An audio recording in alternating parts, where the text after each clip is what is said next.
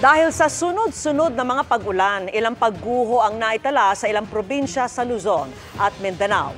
Kaya pinag-iingat ang mga residente at motorista. Nakatutok si Joseph Moro. Nagbagsakan ang malalaking tibak ng bato at lupa sa bahagi ng kasadang ito sa bayan ng Don Marcelino sa Davao Occidental. Ayon sa MDRRMO, lumambot ang lupa dahil sa sunod-sunod na mga pag-ulan bunsod ng habagat. Agad na nagsagawa ng clearing operations.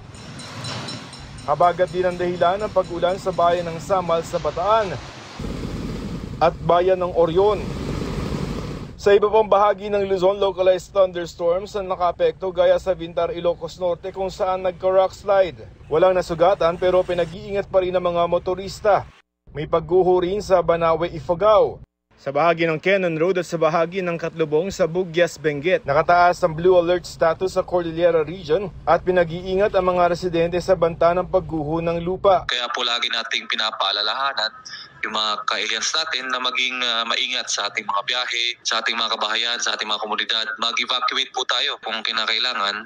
Bukod sa localized thunderstorms at habagat, nagpapaulan na rin sa Luzon ang low pressure area sa loob ng Philippine Area of Responsibility o PAR. Sa Baguio City, bahagyang bumagal ang daloy ng trapiko sa lugar ngayong araw. Para sa GMA Integrated News, Joseph Morong, nakatutok 24 oras.